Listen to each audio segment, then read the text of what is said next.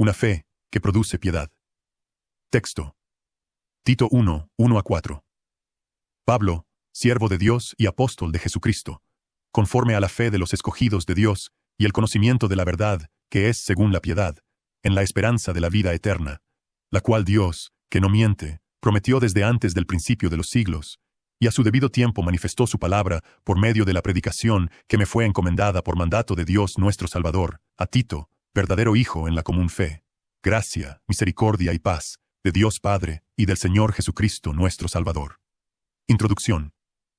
Amados hermanos, vivimos en una época en la que muchas personas desean una fe que les dé consuelo, pero no necesariamente una fe que transforme su manera de vivir. Quieren una fe que calme la conciencia, pero no una fe que confronte el pecado. Quieren una fe que prometa el cielo, pero que no interfiera demasiado con sus decisiones en la tierra. Quieren escuchar que Dios los ama, pero no quieren escuchar que Dios los llama al arrepentimiento, a la obediencia y a la santidad. Sin embargo, cuando abrimos la palabra de Dios, descubrimos que la verdadera fe nunca permanece sola. La fe salvadora produce fruto. La verdad transforma. La gracia educa. El Evangelio cambia la vida. Por eso, el título de nuestro mensaje es Una fe que produce piedad. En estos primeros 4 versículos de la carta a Tito, el apóstol Pablo nos presenta un resumen extraordinario del cristianismo. Antes de hablar acerca de los ancianos de la iglesia, antes de confrontar a los falsos maestros, antes de enseñar acerca de la conducta de los hombres mayores, de las mujeres mayores, de los jóvenes, de los siervos y de todos los creyentes, Pablo comienza estableciendo el fundamento. Nos habla de la fe, la verdad, la piedad, la esperanza, la vida eterna, la fidelidad de Dios, la predicación de la palabra y la gracia de nuestro Salvador. En solamente 4 versículos encontramos una descripción profunda del propósito eterno de Dios para salvar a su pueblo. La carta fue escrita por el apóstol Pablo a Tito, uno de sus colaboradores más fieles. Tito era un creyente gentil. A diferencia de Timoteo, quien tenía una madre judía y un padre griego, Tito aparentemente provenía completamente de un trasfondo gentil. Pablo lo llama en el versículo 4, verdadero hijo en la común fe. Esto significa que existía entre ellos una relación espiritual profunda. Probablemente Tito había llegado a la fe por medio del ministerio de Pablo. Pablo era para él como un padre espiritual. Tito había acompañado a Pablo en momentos importantes y difíciles. Había demostrado madurez, fidelidad y valentía. Ahora Pablo le había encomendado una tarea complicada. Tito se encontraba en la isla de Creta. Creta era una isla grande ubicada en el mar Mediterráneo. Había varias ciudades y comunidades en ella, y por la gracia de Dios se habían establecido iglesias. Pero aquellas iglesias necesitaban orden, necesitaban liderazgo, necesitaban ancianos fieles, necesitaban sana doctrina, y necesitaban protección contra los falsos maestros. Por eso Pablo le dirá más adelante, por esta causa te dejé en Creta, para que corrigieses lo deficiente. La tarea de Tito no era sencilla. La cultura cretense tenía una reputación terrible. Incluso uno de sus propios poetas había dicho: los cretenses, siempre mentirosos, malas bestias, glotones ociosos. Era una sociedad marcada por el engaño, la inmoralidad y la falta de dominio propio. Pero Dios había establecido iglesias en medio de aquella cultura. Y esto nos recuerda algo importante. El Evangelio no necesita una cultura perfecta para transformar vidas. Dios puede salvar pecadores en cualquier lugar. Dios puede levantar iglesias en medio de una sociedad corrupta. Dios puede producir santidad en medio de una generación impía. La oscuridad de una cultura nunca ha sido más poderosa que la luz del Evangelio. Y la pregunta que esta carta responderá es: ¿cómo debe vivir el pueblo de Dios en medio de una sociedad que rechaza a Dios? La respuesta aparece desde el primer versículo. La iglesia necesita una fe basada en la verdad, y una verdad que produzca piedad. Observemos el versículo 1. Pablo, siervo de Dios y apóstol de Jesucristo. Antes de mencionar sus logros, Pablo menciona a quién pertenece. Antes de hablar de su autoridad, habla de su servicio.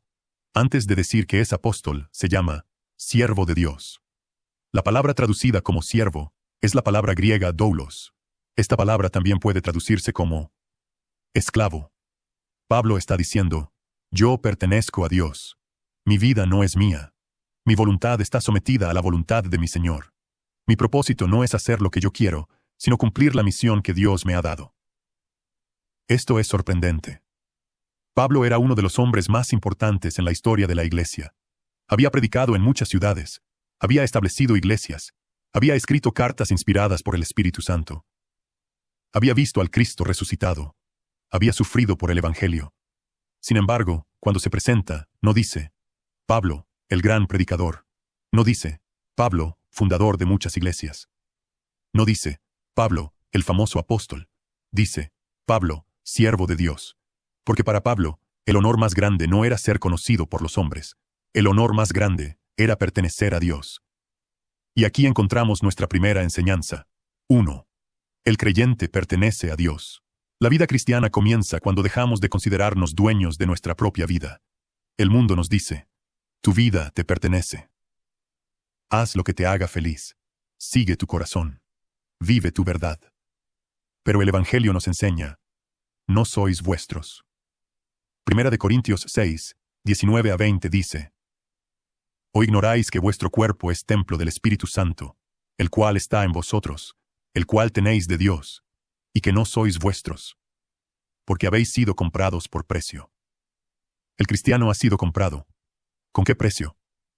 No con oro, no con plata, no con riquezas humanas, sino con la sangre preciosa de Jesucristo.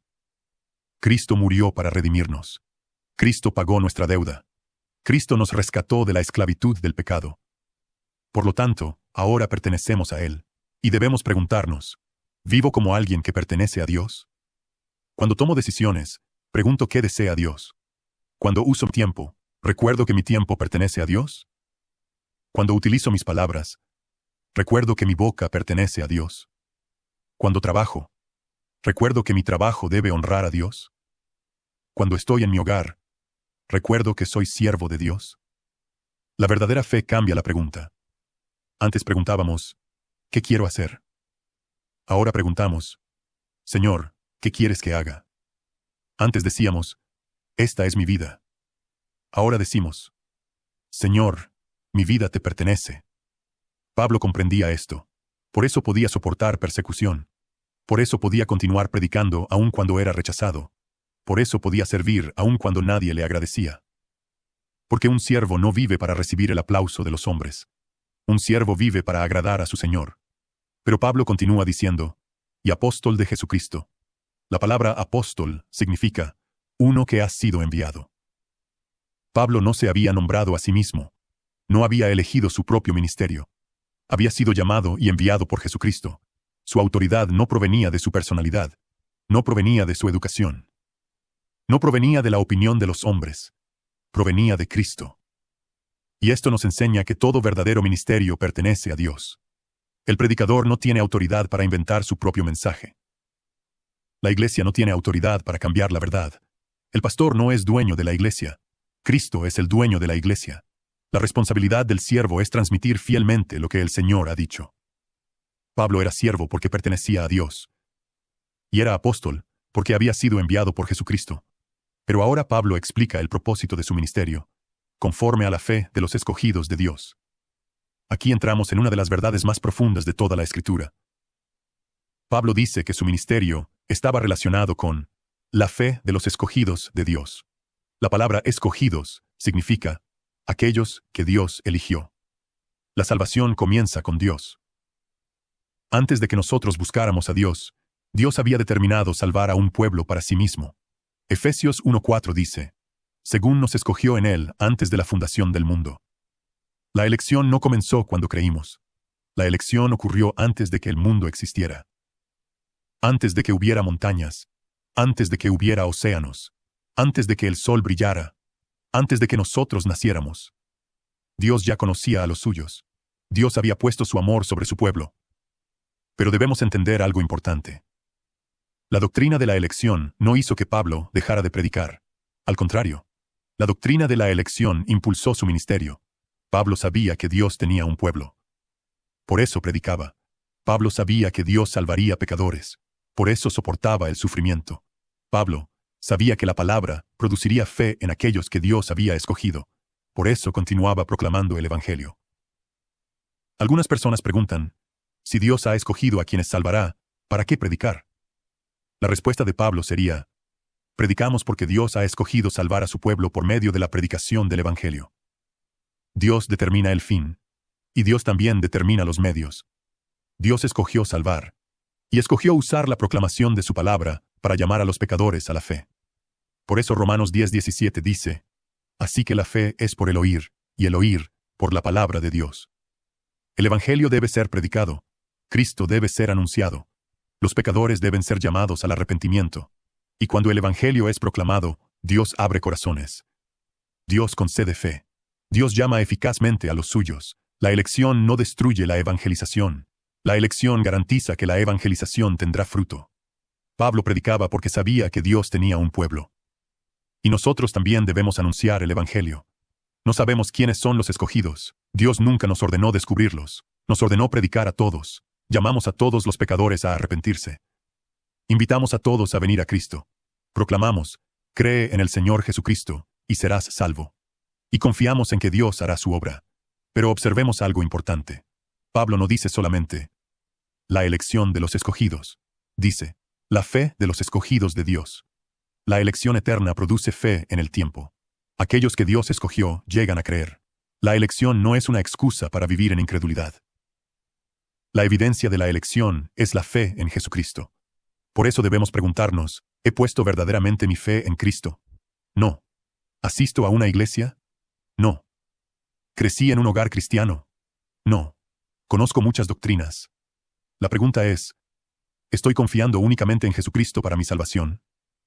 Porque la fe salvadora no confía en las obras. No confía en la religión. No confía en el bautismo. No confía en la moralidad. La fe salvadora mira a Cristo. Mira a su vida perfecta. Mira a su muerte en la cruz. Mira a su resurrección. Y dice: Cristo es mi única esperanza. Pero Pablo continúa: y el conocimiento de la verdad que es según la piedad. Aquí encontramos el corazón de este mensaje. La verdadera fe conduce al conocimiento de la verdad. Y el conocimiento de la verdad produce piedad. La doctrina correcta debe producir una vida correcta. La verdad no fue dada solamente para llenar nuestra mente, fue dada para transformar nuestra vida. Por eso el tema de este pasaje es una fe que produce piedad. La palabra piedad se refiere a una vida orientada hacia Dios. Es reverencia, es devoción, es vivir conscientes de la presencia de Dios. Es una vida que busca agradar a Dios. La sana doctrina siempre produce piedad. Si una persona dice: conozco mucha teología, pero vive continuamente en pecado, sin arrepentimiento, existe una contradicción. Si alguien puede explicar la elección, la justificación, la santificación y la soberanía de Dios, pero trata cruelmente a su familia, algo está mal. Si una persona defiende la verdad en Internet, pero no controla su lengua, algo está mal. Si conoce la doctrina de la gracia, pero no muestra gracia hacia los demás, algo está mal. Porque la verdad de Dios no solamente informa, la verdad transforma. Jesús dijo: santifícalos en tu verdad, tu palabra es verdad. La verdad santifica. La verdad cambia nuestros deseos. La verdad cambia nuestras palabras. La verdad cambia nuestra conducta. La verdad cambia la manera en que tratamos a nuestra familia. La verdad cambia la manera en que trabajamos. La verdad cambia la manera en que respondemos cuando somos ofendidos. Por eso debemos preguntarnos: ¿la verdad que conozco está produciendo piedad en mi vida? No solamente ¿cuánto sé?, sino ¿cuánto de lo que sé está transformando mi manera de vivir? Porque el propósito de la teología no es producir orgullo, es producir adoración. El propósito de conocer la soberanía de Dios es aprender a confiar. El propósito de conocer la santidad de Dios es aprender a temerle. El propósito de conocer la gracia de Dios es aprender a vivir agradecidos. El propósito de conocer el amor de Cristo es aprender a amar. El propósito de conocer el perdón es aprender a perdonar. La verdadera doctrina siempre produce fruto, y aquí debemos detenernos y examinar nuestro corazón. Quizá llevamos años escuchando sermones. Quizá hemos leído muchos libros. Quizá podemos defender las doctrinas de la gracia. Pero somos más humildes. Somos más pacientes. Somos más amorosos. Somos más santos. Perdonamos más fácilmente. Servimos con mayor gozo. Controlamos mejor nuestra lengua. Amamos más a Cristo. Porque el conocimiento que no produce piedad puede convertirse en orgullo espiritual. Pero la verdad recibida con fe transforma el corazón. La fe verdadera produce piedad. Una fe que produce piedad, parte 2. Texto. Tito 1, 1-4. Ya hemos visto que Pablo se presenta como siervo de Dios y apóstol de Jesucristo. Vimos que Pablo pertenecía a Dios y había sido enviado por Jesucristo. También vimos que su ministerio tenía un propósito, conforme a la fe de los escogidos de Dios y el conocimiento de la verdad, que es según la piedad. La verdadera fe conduce al conocimiento de la verdad. Y la verdadera verdad produce piedad. La sana doctrina no solamente llena nuestra mente, transforma nuestra vida. Pero ahora Pablo dirige nuestra mirada hacia el futuro. Observemos el versículo 2. En la esperanza de la vida eterna, la cual Dios, que no miente, prometió desde antes del principio de los siglos. Aquí encontramos nuestro segundo punto. 2. El creyente vive con la esperanza de la vida eterna, Pablo dice. En la esperanza de la vida eterna. La palabra esperanza, en la Biblia, no significa lo mismo que normalmente significa en nuestras conversaciones. Nosotros usamos la palabra esperanza para hablar de algo que deseamos, pero que no sabemos si sucederá. Decimos, espero que mañana no llueva. Pero quizá llueva. Decimos, espero conseguir ese trabajo. Pero quizá no lo consigamos. Decimos, espero que todo salga bien. Pero no tenemos la seguridad de que así será. La esperanza humana muchas veces está mezclada con incertidumbre. Pero cuando la Biblia habla de la esperanza cristiana, habla de una expectativa segura. No es, tal vez suceda. Es, Dios lo ha prometido y por lo tanto, sucederá. La esperanza cristiana es la confianza firme de que Dios cumplirá todo lo que ha prometido. Por eso el creyente puede mirar hacia el futuro sin temor. No porque conozca todos los detalles de lo que sucederá mañana. No porque la vida sea fácil. No porque nunca enfrentará sufrimiento, sino porque conoce al Dios que controla el futuro. El cristiano no sabe qué sucederá mañana, pero conoce a aquel que ya está en el mañana. No sabemos cuánto tiempo viviremos. No sabemos qué dificultades enfrentaremos. No sabemos qué enfermedades podrían llegar. No sabemos qué pérdidas experimentaremos. Pero sabemos cómo terminará nuestra historia. Terminaremos en la presencia de Cristo. Nuestra esperanza no está puesta en este mundo. Nuestra esperanza está puesta en la vida eterna. Pablo dice, en la esperanza de la vida eterna. ¿Qué es la vida eterna? Muchas veces pensamos que la vida eterna solamente significa vivir para siempre, y ciertamente incluye una existencia que nunca termina. Pero la vida eterna es mucho más que duración.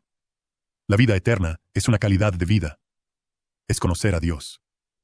Jesús dijo en Juan 17:3, y esta es la vida eterna, que te conozcan a ti, el único Dios verdadero, y a Jesucristo, a quien has enviado. La vida eterna comienza cuando una persona llega a conocer a Dios por medio de Jesucristo. El creyente ya posee vida eterna. Jesús dijo en Juan 5:24, de cierto os digo, el que oye mi palabra y cree al que me envió, tiene vida eterna. Observe que Jesús no dice, tendrá vida eterna. Dice, tiene vida eterna. La vida eterna comienza en el momento de la salvación. Cuando Dios regenera al pecador, le da una nueva vida, una nueva naturaleza, un nuevo corazón, nuevos deseos, una nueva relación con Dios. Pero aunque ya poseemos vida eterna, todavía esperamos su cumplimiento completo. Todavía vivimos en cuerpos afectados por el pecado. Todavía sufrimos. Todavía enfermamos. Todavía lloramos. Todavía enfrentamos tentaciones. Todavía vemos muerte. Pero llegará un día cuando la vida eterna será experimentada en toda su plenitud. Apocalipsis 21:4 dice, enjugará Dios toda lágrima de los ojos de ellos, y ya no habrá muerte, ni habrá más llanto, ni clamor, ni dolor. Llegará un día cuando no habrá hospitales, no habrá funerales, no habrá enfermedades, no habrá despedidas, no habrá pecado, no habrá tentación, no habrá culpa, no habrá dolor, no habrá muerte. Estaremos para siempre con Cristo. Veremos su rostro. Disfrutaremos de su presencia. Le adoraremos sin distracción. Le serviremos sin cansancio. Le amaremos sin pecado. Y nunca más estaremos separados de Él. Esa es nuestra esperanza. Por eso el cristiano puede enfrentar la muerte de una manera diferente. La muerte sigue siendo dolorosa. La muerte sigue siendo un enemigo. Lloramos cuando perdemos a quienes amamos. Pero no lloramos como aquellos que no tienen esperanza.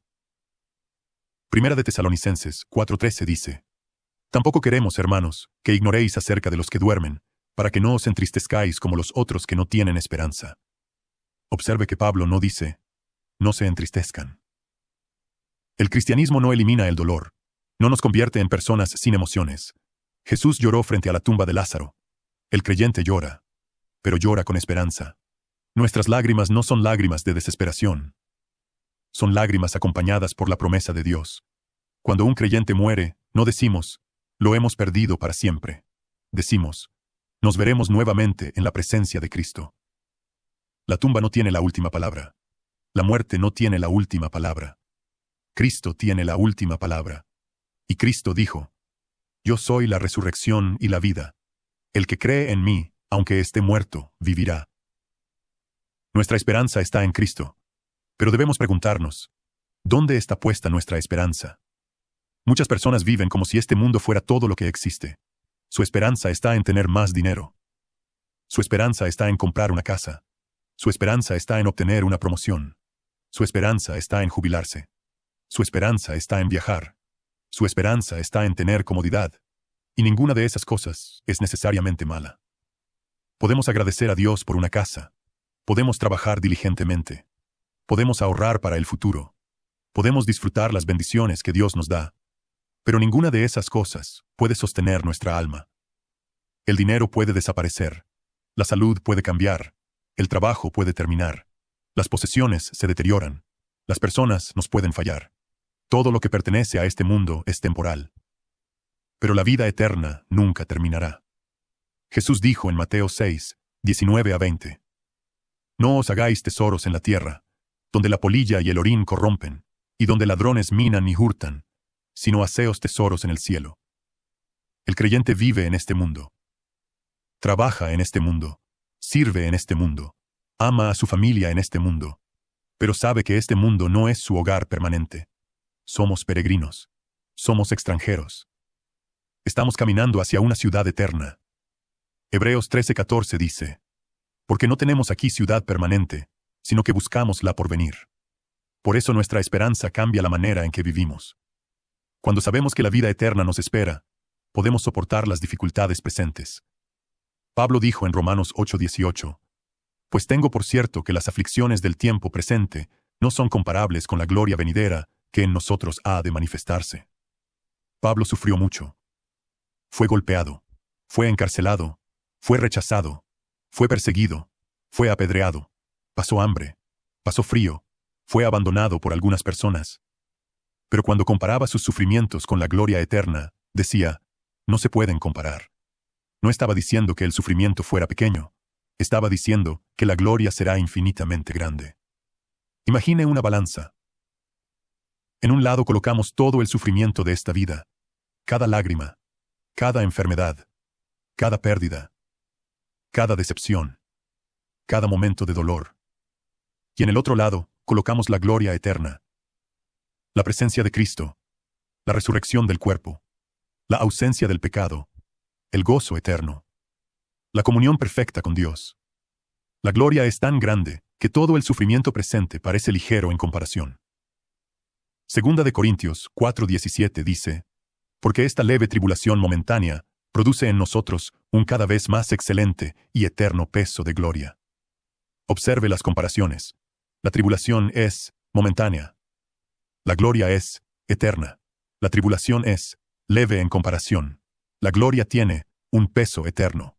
Nuestra dificultad tiene fecha de vencimiento. Pero nuestra gloria nunca terminará.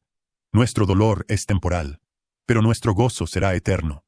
Nuestras lágrimas terminarán, pero nuestra comunión con Cristo nunca terminará. Por eso el creyente puede perseverar. No porque sea fuerte en sí mismo, sino porque tiene una esperanza eterna. Tal vez alguien está pasando por una prueba. Quizá ha estado orando durante mucho tiempo y todavía no ve una respuesta. Quizá está cansado. Quizá está preocupado por su familia. Quizá enfrenta una enfermedad. Quizá ha perdido a alguien que amaba. Quizá siente que la carga es demasiado pesada. Recuerde, esta vida no es el final. El capítulo que está viviendo ahora no es el último capítulo. Dios todavía está escribiendo la historia. Y para todo creyente, la historia termina en gloria. No habrá dolor para siempre. No habrá lágrimas para siempre. No habrá lucha para siempre. Cristo viene. Los muertos resucitarán. Nuestros cuerpos serán transformados. Y estaremos para siempre con el Señor. Por eso Pablo dice, en la esperanza de la vida eterna. Pero ahora surge una pregunta.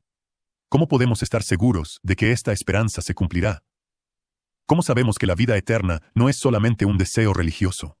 ¿Cómo sabemos que Dios cumplirá su promesa? Pablo responde, la cual Dios, que no miente, prometió. Nuestra esperanza es segura porque descansa en el carácter de Dios.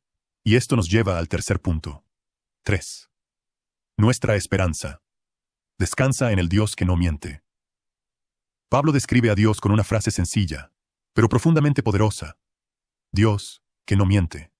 En el idioma original, la expresión comunica que Dios es incapaz de mentir. No solamente significa que normalmente dice la verdad. No significa que Dios intenta ser honesto. Significa que mentir es contrario a su naturaleza. Dios no puede mentir porque Dios es verdad.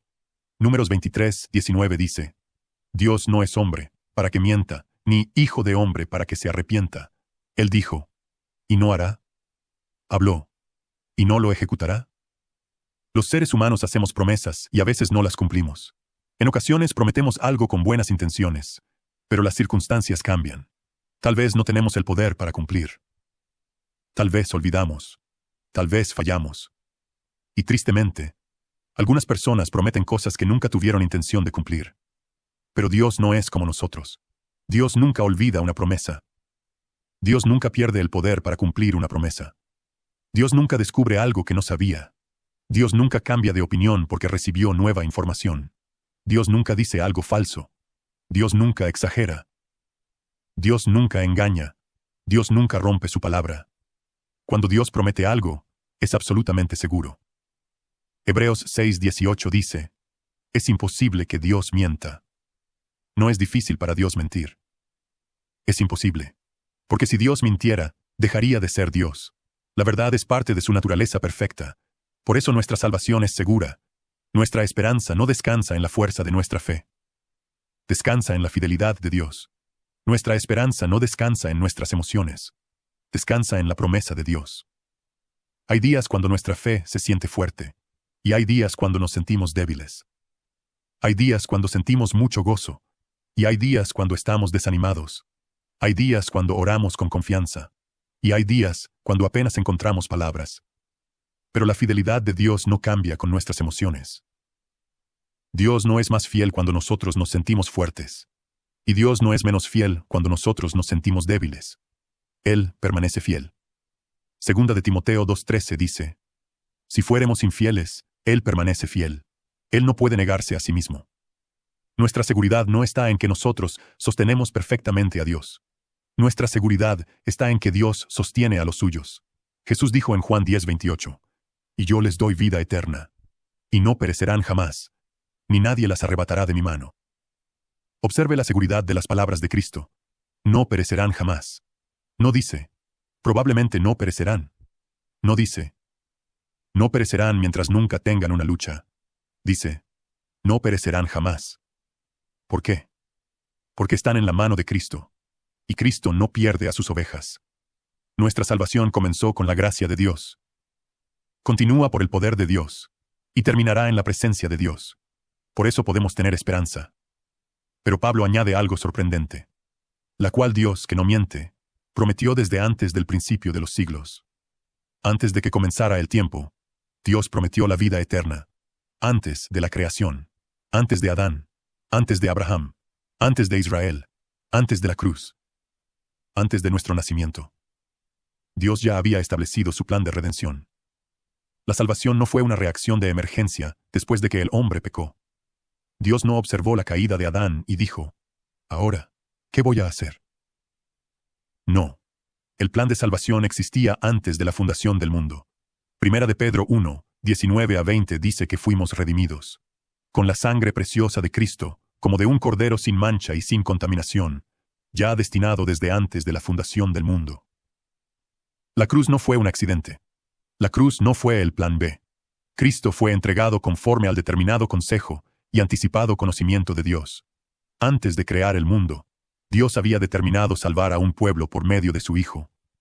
El Padre escogió un pueblo, el Hijo aceptó redimirlo, y el Espíritu Santo aplicaría esa redención a cada creyente.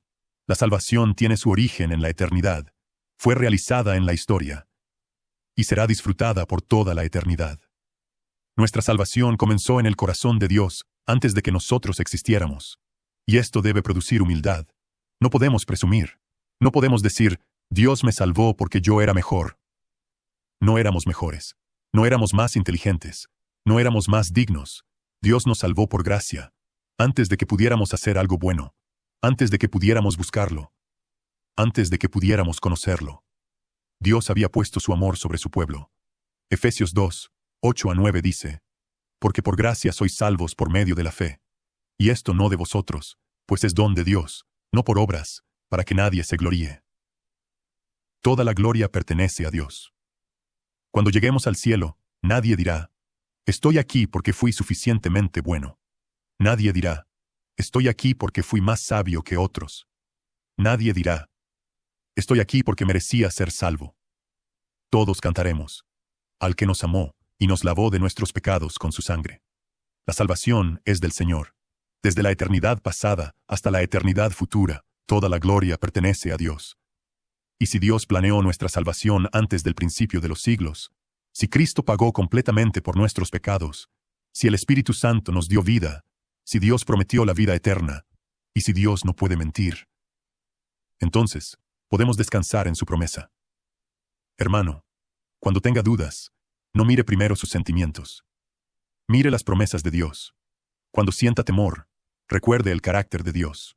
Cuando el futuro parezca incierto, recuerde. Dios ya estaba allí antes de que comenzara el tiempo.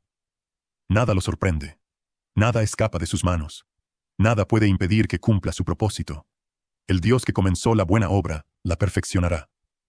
Filipenses 1:6 dice, estando persuadido de esto, que el que comenzó en vosotros la buena obra, la perfeccionará hasta el día de Jesucristo. Nuestra esperanza es segura, no porque nosotros seamos perfectamente fieles, sino porque nuestro Dios nunca miente. Él prometió vida eterna, y Él cumplirá su palabra. Una fe que produce piedad, parte 3. Texto. Tito 1, 1-4. Hasta este momento hemos visto tres grandes verdades. Primero, vimos que el creyente pertenece a Dios. Pablo se presenta diciendo, Pablo, siervo de Dios y apóstol de Jesucristo. Pablo sabía que su vida ya no le pertenecía. Él era un siervo, un esclavo de Dios, llamado y enviado por Jesucristo. Segundo, vimos que la verdadera fe produce piedad. Pablo habla de la fe de los escogidos de Dios y el conocimiento de la verdad, que es según la piedad.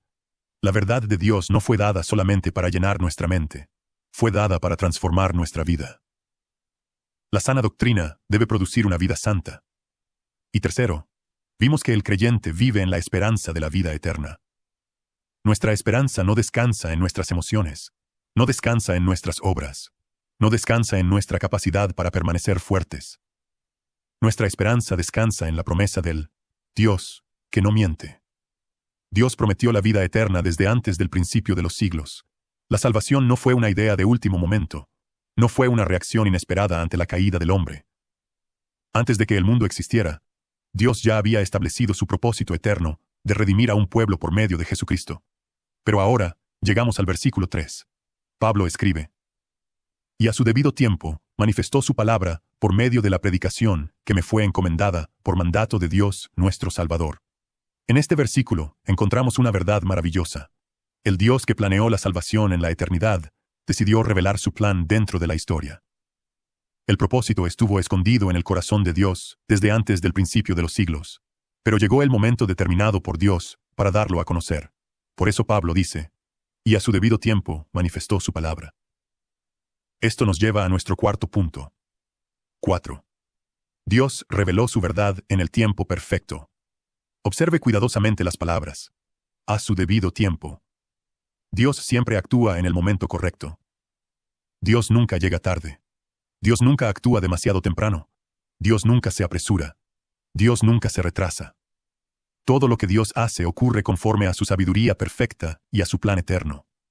Nosotros vivimos sujetos al tiempo. Miramos el reloj. Miramos el calendario. Esperamos. Nos preocupamos. Nos impacientamos. Muchas veces pensamos, ¿por qué Dios todavía no responde? ¿Por qué esta situación no cambia? ¿Por qué tengo que seguir esperando? ¿Por qué Dios no hizo esto antes? Pero Dios ve lo que nosotros no podemos ver. Nosotros solamente vemos una pequeña parte de la historia. Dios ve el principio y el final al mismo tiempo. Nosotros vemos un hilo. Dios ve el tejido completo. Nosotros vemos una pieza. Dios ve todo el rompecabezas. Por eso sus tiempos son perfectos. Eclesiastés 3:11 dice, todo lo hizo hermoso en su tiempo. No dice que todo parece hermoso mientras lo estamos viviendo.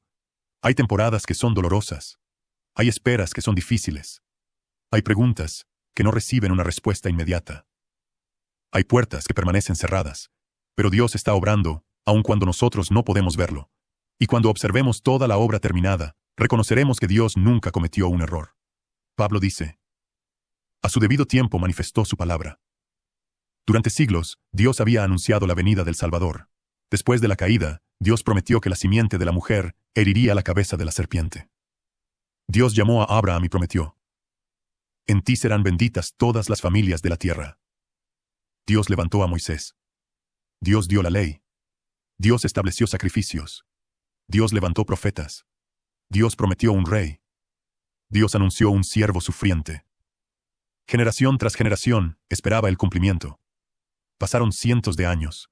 Parecía que la promesa tardaba. Pero Dios no había olvidado. Gálatas 4:4 dice, pero cuando vino el cumplimiento del tiempo, Dios envió a su Hijo. Cristo vino exactamente en el momento determinado por el Padre. No llegó tarde. No llegó temprano. Llegó. Cuando vino el cumplimiento del tiempo. Cada detalle estaba bajo el control soberano de Dios.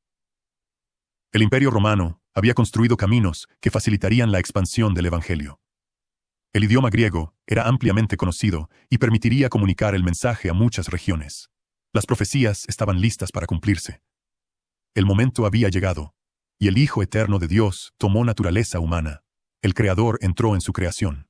El Eterno entró en el tiempo. El invisible se hizo visible. El Verbo se hizo carne. Jesucristo nació bajo la ley. Vivió una vida perfectamente santa. Obedeció donde nosotros desobedecimos. Cumplió toda justicia. Y cuando llegó el momento determinado, fue a la cruz. Hechos 2:23 dice que Cristo fue entregado por el determinado consejo y anticipado conocimiento de Dios. La cruz no fue un accidente. La cruz no fue una tragedia fuera del control de Dios. Los hombres fueron responsables por su pecado. Judas fue responsable por traicionarlo.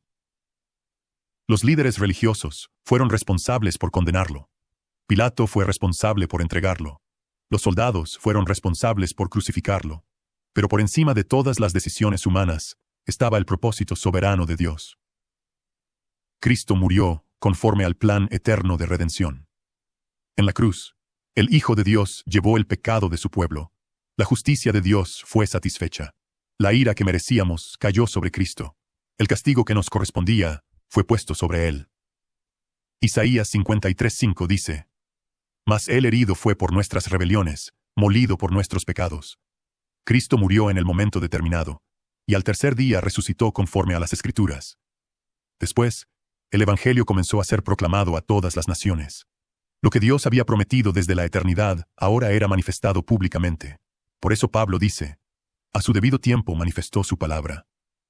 La palabra manifestó significa hacer visible, dar a conocer, revelar algo que anteriormente estaba oculto. El Evangelio no fue inventado por Pablo. Pablo no creó una nueva religión. Pablo no presentó sus propias ideas. Dios manifestó su palabra. El mensaje pertenecía a Dios. La verdad provenía de Dios. La salvación había sido planeada por Dios.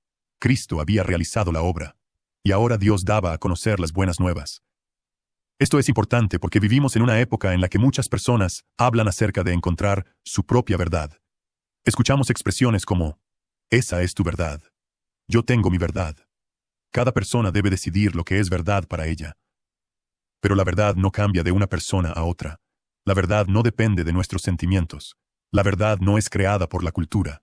La verdad no es determinada por una votación. Dios es la fuente de la verdad. Y Dios ha manifestado su verdad por medio de su palabra. Jesús dijo en Juan 17:17, tu palabra es verdad. No dijo, tu palabra contiene algunas verdades. Dijo, tu palabra es verdad. La Biblia no es la opinión del hombre acerca de Dios. Es la revelación de Dios al hombre. Por medio de las Escrituras sabemos quién es Dios. Sabemos quiénes somos nosotros. Sabemos qué es el pecado. Sabemos quién es Jesucristo. Sabemos cómo puede un pecador ser reconciliado con Dios. Sabemos cómo debemos vivir. Dios no nos dejó caminando en oscuridad. Dios habló. Dios reveló su verdad. Dios manifestó su palabra.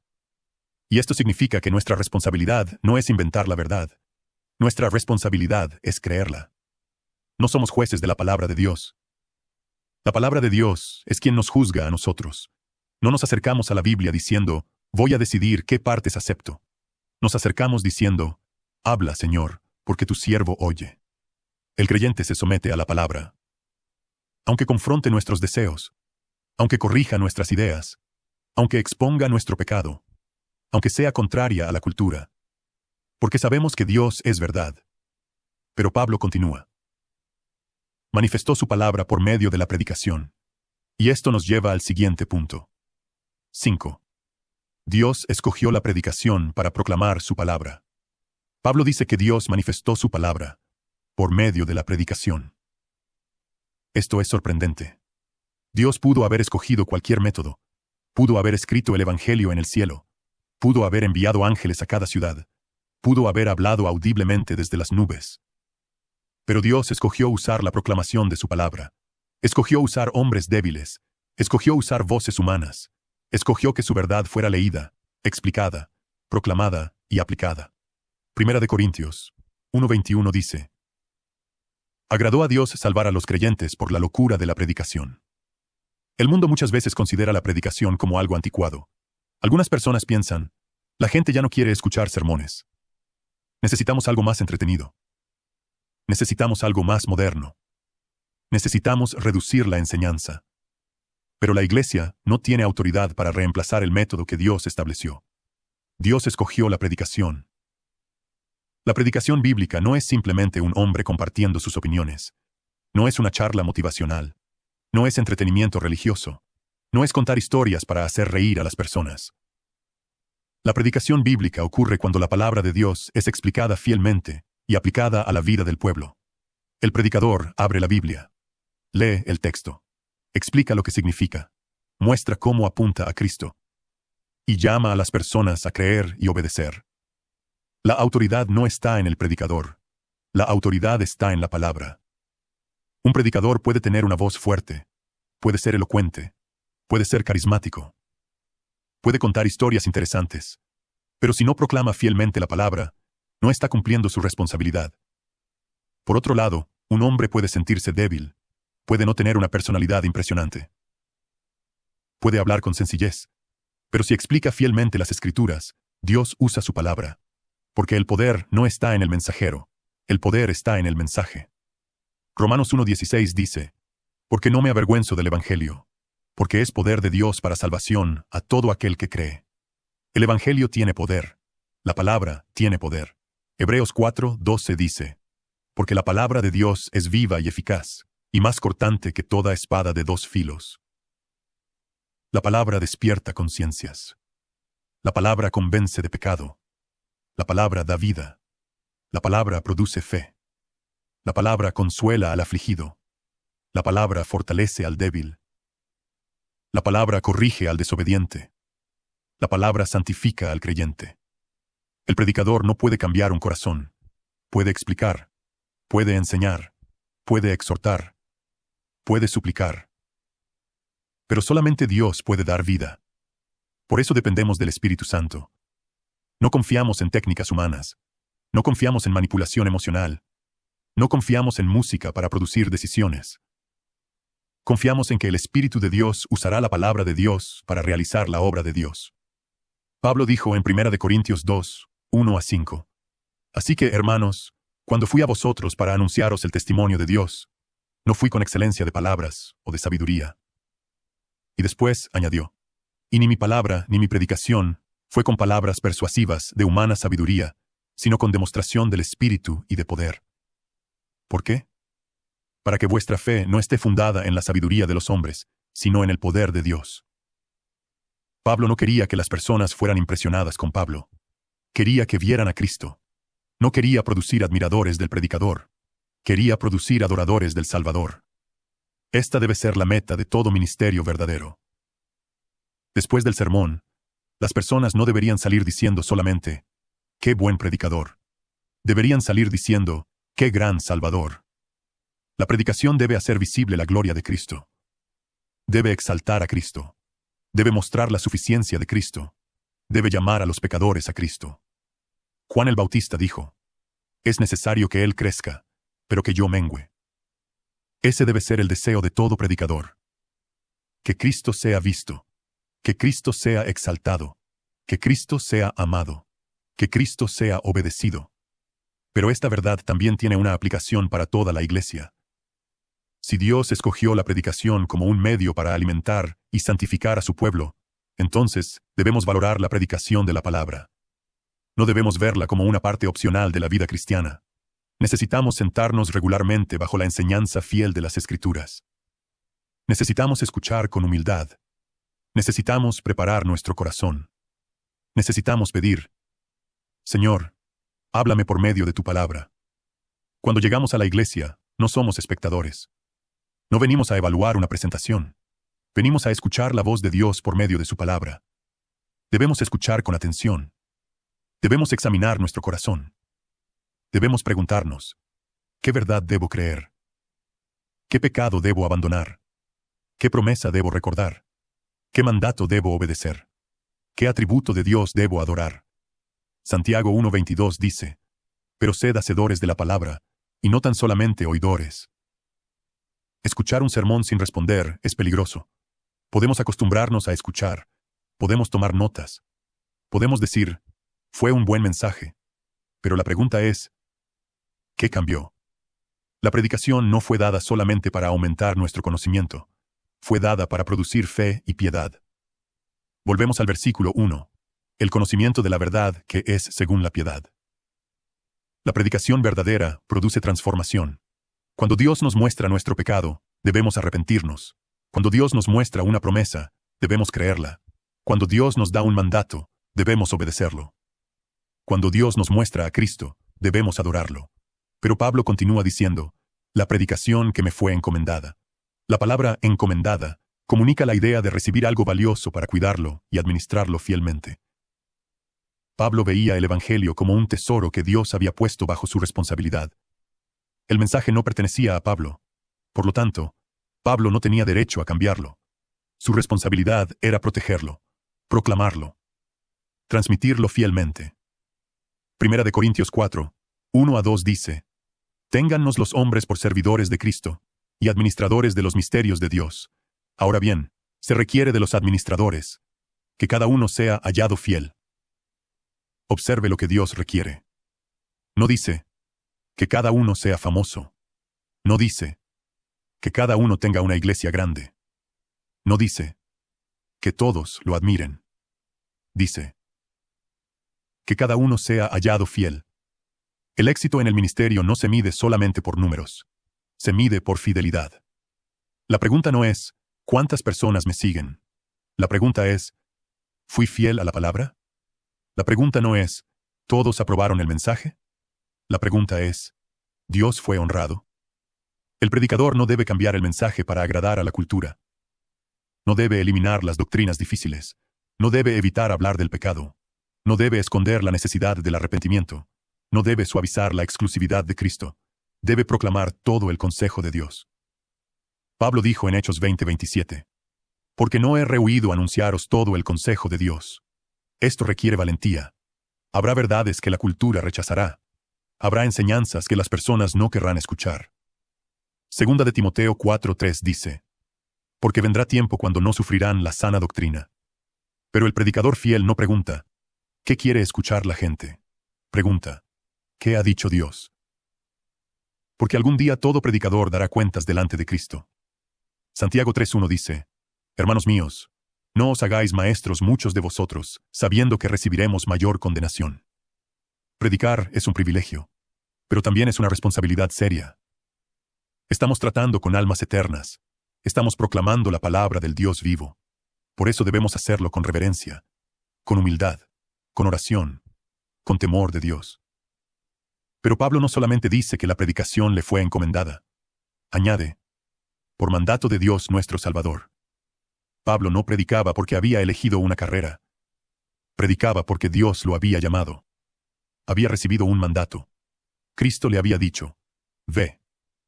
Por eso Pablo podía decir en 1 Corintios 9:16, pues si anuncio el Evangelio, no tengo por qué gloriarme, porque me es impuesta necesidad, y ay de mí, si no anunciare el Evangelio. Pablo sentía el peso de su llamado. Tenía que predicar.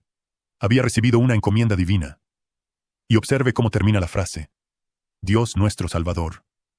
Muchas veces llamamos a Jesucristo nuestro Salvador. Y correctamente lo hacemos. Pero aquí Pablo llama al Padre, Dios nuestro Salvador. La salvación es obra de Dios. El Padre planeó la salvación. El Hijo realizó la salvación. El Espíritu aplica la salvación. Toda la Trinidad participa en la redención. Dios no fue obligado a salvarnos. Dios quiso salvar. La salvación nació de su gracia. Nosotros no buscábamos a Dios. Estábamos perdidos, estábamos muertos en nuestros delitos y pecados. Éramos enemigos, pero Dios tomó la iniciativa. Efesios 2:4 comienza con dos palabras gloriosas. Pero Dios. Estábamos muertos. Pero Dios. Estábamos perdidos. Pero Dios. Éramos hijos de ira. Pero Dios, que es rico en misericordia, por su gran amor con que nos amó. Dios es nuestro Salvador. Toda la gloria pertenece a Él. Y ahora debemos preguntarnos, ¿cómo estamos respondiendo a la palabra que Dios ha manifestado? ¿La creemos? ¿La amamos? ¿La escuchamos? ¿La obedecemos? ¿La compartimos? Dios ha hablado. Dios ha revelado su verdad. Dios ha manifestado el Evangelio. La pregunta no es, ¿Dios ha hablado? La pregunta es, ¿estamos escuchando? Y si hemos escuchado el Evangelio, tenemos la responsabilidad de compartirlo. Quizá no todos somos llamados a predicar desde un púlpito, pero todos los creyentes somos llamados a dar testimonio de Cristo. Podemos hablar con nuestra familia. Podemos enseñar a nuestros hijos. Podemos compartir con nuestros compañeros de trabajo. Podemos explicar el Evangelio a nuestros vecinos. Podemos decir, yo estaba perdido, pero Cristo me encontró. Yo era culpable, pero Cristo me perdonó.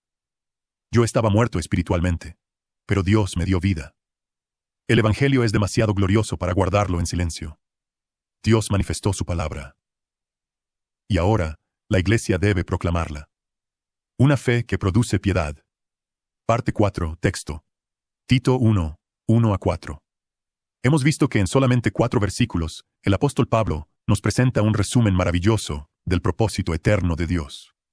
Vimos que el creyente pertenece a Dios. Pablo se presentó diciendo, Pablo, siervo de Dios y apóstol de Jesucristo. Vimos que la verdadera fe conduce al conocimiento de la verdad, y que la verdad produce piedad.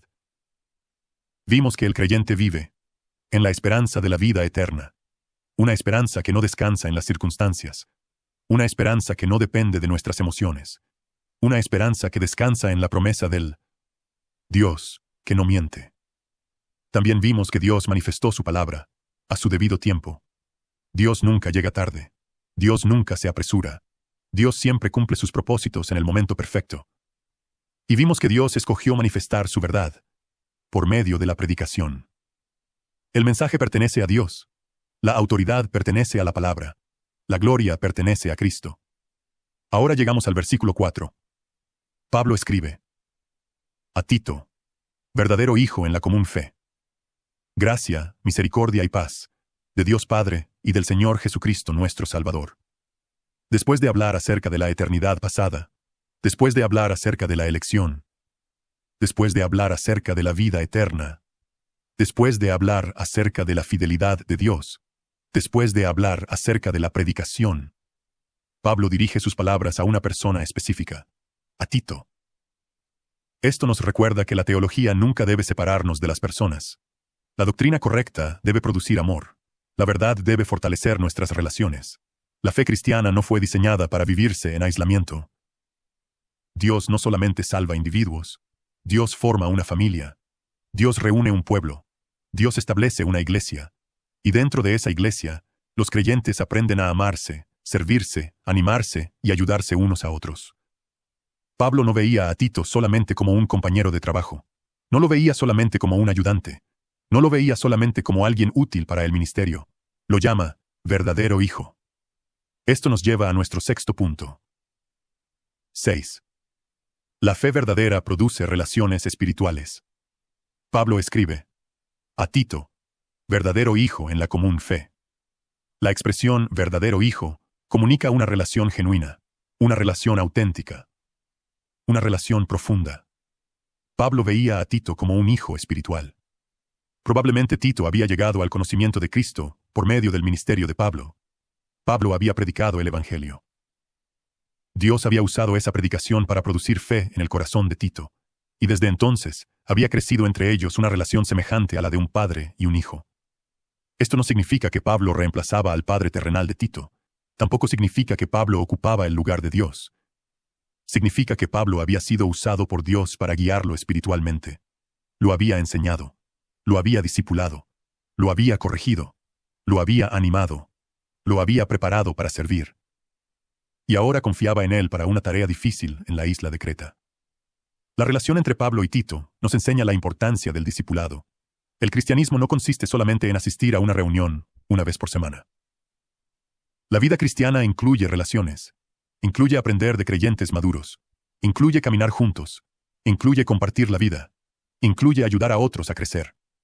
Jesús no solamente predicó a grandes multitudes, también pasó tiempo con sus discípulos, comió con ellos, caminó con ellos, respondió sus preguntas, corrigió sus errores, les mostró cómo orar, les enseñó cómo servir, les explicó las Escrituras, y después los envió a hacer discípulos. Mateo 28:19 dice: por tanto, id, y haced discípulos a todas las naciones. Observe que Jesús no dijo solamente, consigan decisiones. Dijo, haced discípulos. Un discípulo es alguien que aprende a seguir a Cristo, alguien que crece en el conocimiento de la verdad, alguien cuya vida está siendo transformada, alguien que aprende a obedecer todo lo que Cristo ha mandado. Por eso la iglesia necesita relaciones espirituales. Los creyentes más maduros deben ayudar a los más jóvenes en la fe. Los padres deben discipular a sus hijos. Los hombres mayores deben enseñar a los hombres más jóvenes. Las mujeres mayores deben enseñar a las mujeres más jóvenes. Los pastores deben cuidar a la congregación. Y todos los creyentes deben animarse mutuamente. Hebreos 10:24 dice: y considerémonos unos a otros para estimularnos al amor y a las buenas obras. La palabra considerémonos significa que debemos pensar cuidadosamente en los demás. No debemos preguntar solamente, ¿qué necesito yo? También debemos preguntar, ¿cómo puedo ayudar a mi hermano? ¿Cómo puedo animar a mi hermana? ¿Hay alguien que necesita oración? ¿Hay un creyente joven a quien puedo enseñar? ¿Hay alguien que está luchando y necesita apoyo? La vida cristiana no es una carrera individual. Somos un cuerpo. Primera de Corintios 12:27 dice: vosotros, pues, sois el cuerpo de Cristo, y miembros cada uno en particular. Un miembro separado del cuerpo no puede sobrevivir. De la misma manera, el creyente necesita a la iglesia. Necesitamos escuchar la palabra juntos. Necesitamos orar juntos. Necesitamos cantar juntos. Necesitamos servir juntos. Necesitamos llevar las cargas unos de otros. Gálatas 6:2 dice: sobrellevad los unos las cargas de los otros, y cumplid así la ley de Cristo. Hay cargas que son demasiado pesadas para llevarlas solos. Por eso Dios nos dio hermanos y hermanas. Cuando uno sufre, los demás sufren con él. Cuando uno se goza, los demás se gozan. Cuando uno cae, los demás ayudan a levantarlo. Cuando uno se desanima, los demás le recuerdan las promesas de Dios. Cuando uno se debilita, los demás oran por él. La iglesia debe ser una familia espiritual. Pero debemos reconocer que esto requiere tiempo. Las relaciones profundas no se forman solamente saludándonos durante unos minutos el domingo. Necesitamos compartir la vida. Necesitamos abrir nuestro hogar. Necesitamos tener conversaciones. Necesitamos escuchar. Necesitamos ser honestos. Necesitamos servir. Necesitamos permitir que otros nos conozcan. Muchas veces queremos crecer espiritualmente, sin permitir que nadie se acerque demasiado. Queremos escuchar sermones. Queremos leer libros. Pero no queremos que nadie nos haga preguntas difíciles. No queremos rendir cuentas. No queremos que alguien vea nuestras debilidades. Sin embargo, Dios usa las relaciones para santificarnos. Proverbios 27:17 dice: hierro con hierro se aguza, y así el hombre aguza el rostro de su amigo. A veces Dios usa a otro creyente para mostrarnos algo que nosotros no vemos. Tal vez alguien nos dice: hermano, he notado que estás desanimado. O, hermano, creo que necesitas tener cuidado con esa decisión. O, hermano, la manera en que respondiste no fue correcta. La corrección puede ser incómoda, pero un amigo verdadero no solamente nos dice lo que queremos escuchar, nos dice lo que necesitamos escuchar. Proverbios 27:6 dice: fieles son las heridas del que ama. Una corrección hecha con amor puede doler, pero puede protegernos del pecado, puede ayudarnos a crecer, puede acercarnos más a Cristo. Pablo amaba a Tito. Por eso lo enseñó. Por eso lo preparó. Por eso le dio responsabilidades. Y seguramente también lo corrigió cuando fue necesario. El discipulado verdadero incluye amor y verdad. No solamente ánimo, también corrección. No solamente consuelo, también exhortación. No solamente palabras agradables, también conversaciones difíciles. Pero todo debe hacerse con amor. Efesios 4:15 dice: siguiendo la verdad en amor, crezcamos en todo en aquel que es la cabeza, esto es, Cristo. La verdad sin amor puede ser cruel. El amor sin verdad puede ser engañoso. Pero la verdad hablada con amor produce crecimiento. Pablo veía a Tito como verdadero hijo. Ahora debemos preguntarnos, ¿tenemos relaciones espirituales como esta? ¿Hay creyentes maduros de quienes estamos aprendiendo? ¿Hay alguien que puede corregirnos? ¿Hay alguien a quien podemos pedir consejo? ¿Hay alguien que conoce nuestras luchas y ora por nosotros? Y también, ¿estamos ayudando a alguien más? ¿Estamos enseñando a nuestros hijos? ¿Estamos animando a creyentes jóvenes? ¿Estamos compartiendo lo que Dios nos ha enseñado? No necesitamos ser pastores para discipular. No necesitamos saber todas las respuestas. Podemos abrir la Biblia con alguien. Podemos orar juntos. Podemos compartir lo que Dios está haciendo en nuestra vida. Podemos decir: caminemos juntos hacia Cristo. Tal vez pensamos: todavía me falta mucho por aprender. Eso es verdad para todos nosotros. Pero podemos compartir lo que ya hemos aprendido. Una persona que ha caminado con Cristo durante 10 años puede ayudar a alguien que comenzó hace un año. Una persona que ha experimentado el consuelo de Dios puede consolar a alguien que está sufriendo. Una persona que ha aprendido a luchar contra cierto pecado puede ayudar a otra que enfrenta la misma tentación. Segunda de Corintios 1:4 dice que Dios nos consuela en todas nuestras tribulaciones, para que podamos también nosotros consolar a los que están en cualquier tribulación. Dios no desperdicia nuestras experiencias.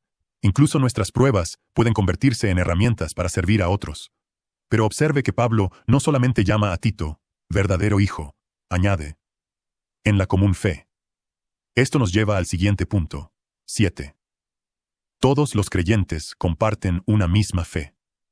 Pablo escribe: verdadero hijo en la común fe. La palabra común significa compartida, perteneciente a todos. Pablo era judío. Tito era gentil. Pablo había crecido con la ley de Moisés.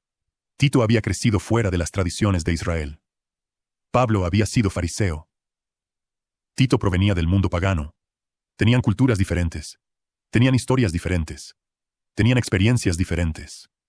Pero ahora, compartían la misma fe. El Evangelio había derribado las barreras. Cristo los había unido. Efesios 2:14 dice: porque Él es nuestra paz, que de ambos pueblos hizo uno. En Cristo, las diferencias humanas ya no determinan nuestro valor ni nuestra relación con Dios. No importa nuestra nacionalidad, no importa nuestro idioma, no importa nuestra posición económica, no importa nuestra educación, no importa nuestro trasfondo. Todos los creyentes son salvos de la misma manera. Por gracia, por medio de la fe. En Jesucristo. Nadie entra al reino por sus obras. Nadie entra por su cultura. Nadie entra por su familia. Nadie entra por sus méritos. Todos entramos por la misma puerta. Y Cristo dijo, yo soy la puerta. Hay un solo Salvador. Una sola cruz. Un solo evangelio. Una sola fe. Efesios 4, 4-6 dice, un cuerpo y un espíritu, un Señor, una fe, un bautismo, un Dios y Padre de todos. La iglesia está formada por personas diferentes, pero unidas en Cristo. En una congregación puede haber personas de diferentes países. Algunos hablan inglés, otros hablan español, otros hablan diferentes idiomas. Algunos tienen muchos recursos, otros tienen pocos. Algunos tienen estudios universitarios. Otros no tuvieron las mismas oportunidades. Algunos crecieron en hogares cristianos. Otros vivieron muchos años lejos de Dios. Pero cuando Cristo salva, nos convierte en una familia. Nos sentamos bajo la misma palabra. Cantamos al mismo Salvador. Participamos de la misma comunión. Esperamos el mismo cielo. La sangre de Cristo nos une. Y esa unidad es más profunda que cualquier diferencia humana. Apocalipsis 7:9 describe una multitud, de todas naciones y tribus y pueblos y lenguas. Y todos están delante del trono. Todos adoran al Cordero. El cielo no estará dividido por nacionalidades. No habrá una sección para un país y otra para otro. Habrá un solo pueblo redimido, una sola familia, una sola adoración, una sola canción. La salvación pertenece a nuestro Dios, que está sentado en el trono, y al Cordero. Esto debe afectar la manera en que vivimos en la iglesia. No debemos permitir que las diferencias culturales produzcan orgullo. No debemos pensar que nuestra cultura es superior. No debemos formar divisiones innecesarias. Debemos recordar, compartimos una fe común. Cristo es nuestro Salvador. Dios es nuestro Padre. El Espíritu habita en nosotros, y caminamos hacia el mismo hogar eterno. Pero la expresión, la común fe, también nos recuerda que la fe cristiana tiene un contenido definido. No significa simplemente tener sentimientos religiosos. No significa creer cualquier cosa. La fe cristiana está basada en la verdad revelada por Dios. Judas 3 dice, que contendáis ardientemente por la fe, que ha sido una vez dada a los santos. Observe. La fe. Existe un cuerpo de verdad que Dios entregó a su iglesia. La verdad acerca de Dios. La verdad acerca de Cristo. La verdad acerca del pecado. La verdad acerca de la salvación. La verdad acerca de la resurrección. La verdad acerca de la vida eterna. Estas verdades no cambian. La cultura cambia. Las opiniones cambian. Las generaciones cambian. Pero la fe permanece. La iglesia no tiene autoridad para inventar un nuevo evangelio. Debe proteger y proclamar la fe que recibió. Por eso necesitamos conocer la doctrina. Necesitamos enseñar a nuestros hijos. Necesitamos transmitir la verdad a la siguiente generación. Salmo 78, 5-6, dice que Dios estableció su testimonio, para que lo notificasen a sus hijos, para que lo sepa la generación venidera. Cada generación tiene la responsabilidad de enseñar a la siguiente. No podemos asumir que nuestros hijos conocerán el Evangelio solamente porque asisten a la iglesia. Debemos hablar con ellos. Debemos enseñarles quién es Dios. Debemos explicarles el pecado. Debemos mostrarles su necesidad de Cristo. Debemos leer la Biblia con ellos. Debemos orar con ellos. Debemos responder sus preguntas. Y sobre todo, debemos mostrar con nuestra vida que la verdad que enseñamos es real. Nuestros hijos necesitan ver una fe que produce piedad. No solamente escuchar doctrina. Necesitan verla. Necesitan ver a sus padres pedir perdón. Necesitan ver humildad. Necesitan ver oración. Necesitan ver amor por la iglesia. Necesitan ver que Cristo es precioso para nosotros. Porque la fe debe ser transmitida con palabras. Pero también debe ser demostrada con la vida. Pablo había transmitido la fe a Tito. Y ahora Tito debía transmitirla a las iglesias de Creta. Y esas iglesias debían transmitirla a la siguiente generación. El Evangelio continúa avanzando de una generación a otra. Alguien nos habló de Cristo. Ahora nosotros debemos hablar a otros. Alguien nos enseñó la Biblia. Ahora nosotros debemos enseñar. Alguien oró por nosotros. Ahora nosotros debemos orar por otros. La fe es común porque pertenece a todo el pueblo de Dios, y debe ser compartida. Pero después de llamar a Tito, verdadero hijo en la común fe, Pablo pronuncia una bendición. Gracia, misericordia y paz. Estas 3 palabras contienen riquezas espirituales inmensas y nos llevan al siguiente punto. 8. El creyente vive sostenido por la gracia, la misericordia y la paz de Dios. Pablo escribe: gracia, misericordia y paz. Estas palabras no eran solamente una forma educada de comenzar una carta. Pablo no estaba diciendo simplemente, espero que estés bien. Cada palabra comunica una bendición que proviene de Dios. Primero, gracia. La gracia es el favor inmerecido de Dios. Es recibir de Dios lo que no merecemos. No merecíamos salvación. No merecíamos perdón. No merecíamos adopción. No merecíamos vida eterna. Merecíamos juicio. Merecíamos condenación. Pero Dios nos dio gracia. Efesios 2:8 dice: porque por gracia sois salvos. La salvación no es un salario. No es un premio. No es una recompensa por nuestro buen comportamiento. Es un regalo. Romanos 6:23 dice: la dádiva de Dios es vida eterna en Cristo Jesús, Señor nuestro. La gracia humilla nuestro orgullo. No podemos presumir. No podemos mirar a otros y pensar, soy mejor. Todo lo que tenemos proviene de la gracia. Si creemos, es por gracia. Si hemos sido perdonados, es por gracia. Si conocemos la verdad, es por gracia. Si servimos, es por gracia. Si perseveramos, es por gracia. Pablo dijo en 1 Corintios 15:10: pero por la gracia de Dios soy lo que soy. Ese debe ser el testimonio de todo creyente. Por la gracia de Dios soy lo que soy. No llegué hasta aquí por mi propia fuerza. No me salvé a mí mismo. No cambié mi propio corazón. Dios tuvo gracia. Pero la gracia no solamente nos salva al principio. La gracia nos sostiene cada día. Necesitamos gracia para obedecer. Necesitamos gracia para servir. Necesitamos gracia para resistir la tentación. Necesitamos gracia para criar a nuestros hijos. Necesitamos gracia para amar a nuestro cónyuge. Necesitamos gracia para perdonar. Necesitamos gracia para sufrir. Necesitamos gracia para morir. La vida cristiana comienza por gracia, continúa por gracia y terminará por gracia. Por eso Pablo deseaba gracia para Tito. Tito tenía una tarea difícil. Debía corregir problemas en las iglesias. Debía establecer ancianos. Debía enfrentar falsos maestros. Debía enseñar sana doctrina. Necesitaba gracia. Y nosotros también. Cada mañana debemos reconocer: Señor, no puedo vivir este día en mis propias fuerzas. Necesito tu gracia. Necesito sabiduría. Necesito paciencia. Necesito poder para obedecer. Dios da gracia al humilde. Santiago 4:6 dice: Dios resiste a los soberbios y da gracia a los humildes. El orgulloso dice: yo puedo solo. El humilde dice: Señor, te necesito. Y Dios se deleita en dar gracia a quienes reconocen su necesidad. La segunda palabra es misericordia. La misericordia significa que Dios no nos da el castigo que merecemos. La gracia nos da lo que no merecemos. La misericordia retiene lo que sí merecemos. Merecíamos condenación. Pero Dios tuvo misericordia. Tito 3:5 dirá: nos salvó, no por obras de justicia que nosotros hubiéramos hecho, sino por su misericordia. No fuimos salvos porque Dios vio algo bueno en nosotros. Fuimos salvos porque Dios es misericordioso. Lucas 18 nos habla de un publicano que no se atrevía a levantar los ojos al cielo. Golpeaba su pecho y decía: Dios, sé propicio a mí, pecador. No presentó sus obras. No dio excusas. No se comparó con otros. Pidió misericordia. Y Jesús dijo que aquel hombre regresó a su casa justificado. Dios muestra misericordia a pecadores que reconocen su necesidad. Tal vez alguien piensa: he pecado demasiado. Dios nunca podría perdonarme.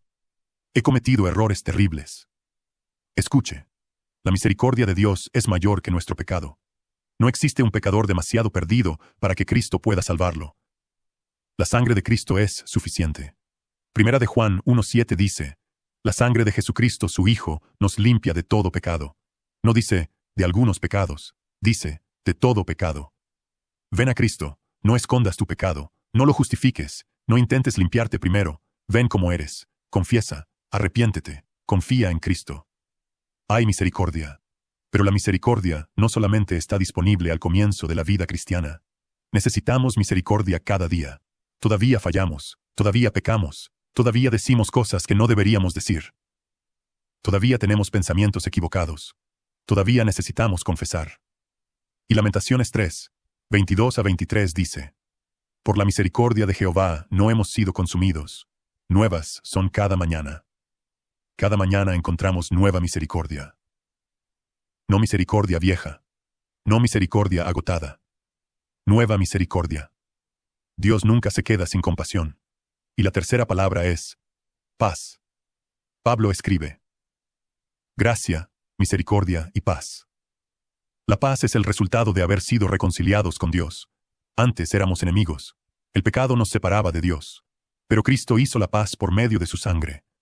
Romanos 5:1 dice: justificados pues por la fe, tenemos paz para con Dios por medio de nuestro Señor Jesucristo. La paz con Dios no es solamente un sentimiento. Es una nueva posición. Ya no estamos bajo condenación. Ya no somos enemigos. Hemos sido reconciliados. Dios es nuestro Padre. Nosotros somos sus hijos. Romanos 8:1 dice: ahora pues, ninguna condenación hay para los que están en Cristo Jesús. Ninguna condenación. Nuestros pecados fueron puestos sobre Cristo. Cristo recibió nuestro castigo. Su justicia fue acreditada a nuestra cuenta. Ahora estamos en paz con Dios. Y porque tenemos paz con Dios, podemos experimentar la paz de Dios. Filipenses 4:6 a 7 dice: por nada estéis afanosos, sino sean conocidas vuestras peticiones delante de Dios. Y la paz de Dios guardará vuestros corazones. La paz de Dios no significa que nunca tendremos problemas. Significa que podemos descansar en Dios en medio de los problemas. Podemos tener paz en medio de una tormenta. Podemos tener paz cuando no conocemos el futuro. Podemos tener paz cuando las circunstancias son difíciles. Porque sabemos que Dios está en control. Jesús dijo: la paz os dejo, mi paz os doy. Yo no os la doy como el mundo la da. La paz del mundo depende de las circunstancias. Si todo sale bien, hay paz. Si hay dinero, hay paz. Si hay salud, hay paz. Pero cuando las circunstancias cambian, la paz desaparece. La paz de Cristo es diferente. Puede permanecer aún cuando todo alrededor parece incierto. ¿Por qué? Porque nuestra paz descansa en una persona: Jesucristo. Él no cambia. Él no nos abandona. Él no pierde el control. Él está con nosotros. Por eso podemos decir con el salmista: aunque ande en valle de sombra de muerte, no temeré mal alguno, porque tú estarás conmigo. Gracia, misericordia, paz. Eso era lo que Tito necesitaba. Y eso es lo que nosotros necesitamos. Pero observe de dónde provienen. De Dios Padre y del Señor Jesucristo nuestro Salvador. La gracia viene del Padre. La misericordia viene del Padre. La paz viene del Padre. Y también vienen del Señor Jesucristo. Pablo coloca al Padre y al Hijo juntos como la fuente de las bendiciones divinas. Esto demuestra la plena divinidad de Jesucristo. Jesús no es solamente un maestro. No es solamente un profeta. No es solamente un ejemplo moral. Él es el Señor. Él es Dios el Hijo. Y Pablo lo llama nuestro Salvador. En el versículo 3 llamó a Dios, Dios nuestro Salvador. Y ahora, en el versículo 4, llama a Jesucristo, nuestro Salvador. El Padre es Salvador. El Hijo es Salvador. La salvación es la obra del Dios Trino. El Padre planeó nuestra redención. El Hijo compró nuestra redención. El Espíritu aplica nuestra redención. Toda la gloria pertenece a Dios. Y observe la palabra, nuestro. No solamente el Salvador, sino nuestro Salvador. La fe cristiana es personal. Cristo no es solamente el Salvador de otros, es nuestro Salvador. Pablo podía decir, Cristo me amó. Cristo murió por mí. Cristo me perdonó. Cristo me llamó. Cristo es mi Salvador. Y cada creyente puede decir lo mismo. No porque merecíamos su amor, sino por gracia. No porque éramos justos, sino por misericordia. No porque buscamos primero a Dios, sino porque Él nos buscó. Y ahora tenemos paz. Qué glorioso Salvador. Qué maravillosa gracia. Qué abundante misericordia. Qué perfecta paz. Conclusión. Amados hermanos, en estos primeros 4 versículos de Tito, hemos visto una introducción pequeña en tamaño, pero inmensa en doctrina. Pablo comienza llamándose siervo de Dios. Esto nos recuerda que el creyente ya no se pertenece a sí mismo. Hemos sido comprados por precio. Nuestra vida, nuestro tiempo, nuestras palabras, nuestro trabajo, nuestra familia y nuestro servicio pertenecen al Señor. Después Pablo dice que su ministerio era conforme a la fe de los escogidos de Dios. Nuestra salvación comienza en la gracia soberana de Dios. Antes de que nosotros buscáramos a Dios, Dios nos había amado en Cristo. Antes de que nosotros creyéramos, Dios había determinado salvar a su pueblo. Pero esa elección no elimina la fe. La produce. Los escogidos de Dios creen en Cristo. Y esa fe viene acompañada del conocimiento de la verdad que es según la piedad. Aquí está una de las grandes enseñanzas del pasaje. La verdad de Dios produce una vida piadosa. La doctrina sana debe producir santidad. La teología correcta debe producir humildad. El conocimiento bíblico debe producir obediencia. La gracia recibida debe producir gratitud. El perdón experimentado debe producir misericordia hacia otros. No basta con conocer palabras correctas. No basta con defender doctrinas correctas. No basta con decir que amamos la verdad. Debemos preguntarnos, ¿la verdad está transformando mi vida? ¿Estoy creciendo en piedad? ¿Soy más humilde? ¿Soy más paciente? ¿Soy más santo? ¿Soy más amoroso? ¿Soy más fiel? ¿Estoy viviendo como alguien que pertenece a Dios? Pablo también nos mostró que el creyente vive en la esperanza de la vida eterna. Nuestra esperanza no está en este mundo. No está en la salud. No está en el dinero. No está en la comodidad. No está en el éxito. No está en la aprobación de los hombres. Nuestra esperanza está en la vida eterna prometida por Dios. Y esa esperanza es segura porque descansa en el carácter del Dios que no miente. Los hombres mienten. Los hombres fallan. Los hombres olvidan. Los hombres prometen y no cumplen. Pero Dios no puede mentir. Si Dios prometió vida eterna, Él cumplirá su palabra. Si Dios comenzó la buena obra, Él la perfeccionará. Si Cristo compró a sus ovejas con su sangre, nadie las arrebatará de su mano. Si Dios nos salvó por gracia, nos sostendrá por gracia hasta el final. Después vimos que Dios manifestó su palabra, a su debido tiempo. Cristo vino en el tiempo perfecto, murió en el tiempo determinado, resucitó conforme a las Escrituras, y ahora Dios ha manifestado su evangelio, por medio de la predicación. Esto nos recuerda la importancia de la palabra de Dios. La Iglesia no necesita inventar un nuevo mensaje. No necesita suavizar el evangelio. No necesita seguir cada moda de la cultura. Necesita proclamar fielmente la palabra, porque la palabra de Dios es viva y eficaz. La palabra produce fe. La palabra santifica. La palabra consuela. La palabra corrige. La palabra revela a Cristo. Por eso debemos recibir la predicación con reverencia. No como espectadores, no como críticos, no como consumidores religiosos, sino como siervos que escuchan la voz de su Señor. Debemos decir, Señor, habla por medio de tu palabra. Muéstrame mi pecado, fortalece mi fe, corrige mi camino. Hazme más como Cristo. Y luego Pablo se dirige a Tito, verdadero hijo en la común fe. Esto nos recordó que la vida cristiana no se vive en aislamiento. Dios nos hizo parte de una familia espiritual. Necesitamos hermanos. Necesitamos discipulado. Necesitamos relaciones donde podamos animar, corregir, consolar y servir. La fe que compartimos es una fe común. Pablo era judío. Tito era gentil. Pero Cristo los unió. Y así también Cristo une a todos los creyentes. Diferentes trasfondos, diferentes culturas, diferentes historias. Pero un solo Señor. Una sola fe. Un solo Salvador. Una sola esperanza. Una sola familia. Y finalmente Pablo pronuncia esta bendición. Gracia, misericordia y paz, de Dios Padre y del Señor Jesucristo nuestro Salvador. Gracia. Dios nos da lo que no merecemos. Misericordia. Dios no nos da el juicio que merecíamos. Paz. Dios nos reconcilia consigo mismo por medio de Cristo. Todo esto viene de Dios Padre y del Señor Jesucristo nuestro Salvador. Así que este pasaje nos llama a examinar nuestra fe. No preguntes solamente, ¿conozco doctrina? Pregunta, ¿esa doctrina está produciendo piedad? No preguntes solamente, ¿digo que creo en Cristo? Pregunta, ¿mi vida muestra que pertenezco a Cristo? No preguntes solamente, ¿escucho la palabra? Pregunta, ¿estoy obedeciendo la palabra? No preguntes solamente, ¿tengo esperanza?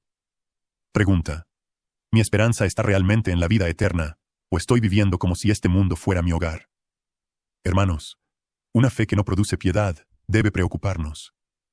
Una verdad que no transforma la vida no ha sido recibida correctamente. Un conocimiento que produce orgullo, pero no santidad, no está cumpliendo el propósito de Dios. Cristo no murió solamente para perdonarnos, murió para hacernos suyos. Murió para purificar para sí un pueblo propio, celoso de buenas obras. Murió para rescatarnos del pecado, no para dejarnos cómodos en él. Por eso, si hoy hay pecado que debemos confesar, confesémoslo. Si hay orgullo, humillémonos. Si hay frialdad espiritual, volvamos al Señor. Si hemos estado escuchando la palabra sin obedecerla, arrepintámonos. Si hemos vivido como dueños de nuestra vida, recordemos que somos siervos de Dios. Y si alguien aquí todavía no ha venido a Cristo, escuche esta verdad. Usted necesita más que religión. Necesita más que conocimiento. Necesita más que mejorar su conducta. Necesita un Salvador. La Biblia dice que todos hemos pecado.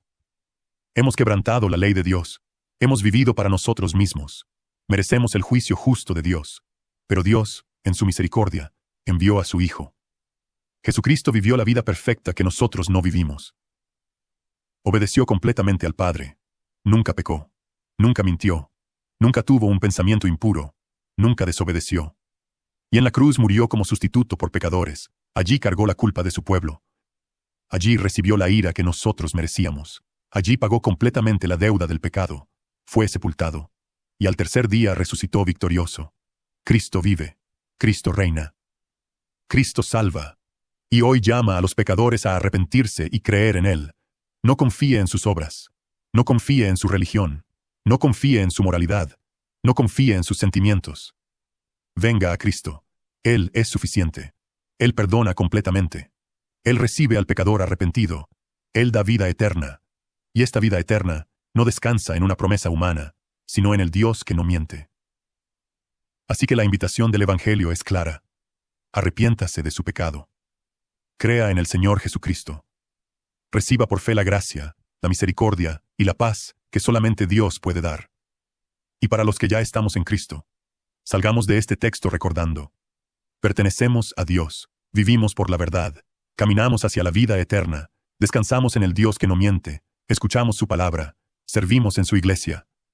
Y vivimos sostenidos por gracia, misericordia y paz. Que Dios haga de nosotros un pueblo cuya fe produzca piedad. Que nuestra doctrina se vea en nuestra vida. Que nuestra esperanza se vea en nuestra perseverancia. Que nuestra gratitud se vea en nuestra obediencia. Y que Cristo, nuestro Salvador, sea exaltado en todo. Amén. Señor Dios Padre eterno, venimos delante de ti con gratitud y reverencia. Gracias por tu palabra.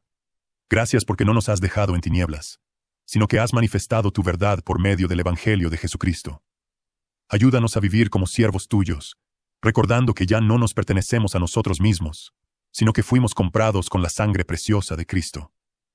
Haz que nuestra fe produzca piedad, que no seamos solamente oidores de la palabra, sino hacedores, que la doctrina que confesamos transforme nuestro corazón, nuestras palabras, nuestro hogar, nuestro trabajo y nuestro servicio. Señor, afirmamos nuestra esperanza en la vida eterna. Gracias porque esta esperanza descansa en ti, el Dios que no miente. Sosténnos en medio de las pruebas, fortalécenos en la debilidad y ayúdanos a mirar siempre hacia Cristo. Perdona nuestro pecado, nuestra frialdad, nuestro orgullo y nuestra falta de obediencia. Danos un corazón humilde, arrepentido y dispuesto a seguirte. Gracias por tu gracia, tu misericordia y tu paz. Gracias por Jesucristo, nuestro Salvador, quien murió y resucitó para darnos vida eterna. Que salgamos de este lugar amando más tu verdad, confiando más en tus promesas y viviendo más para tu gloria. En el nombre de Cristo Jesús oramos. Amén.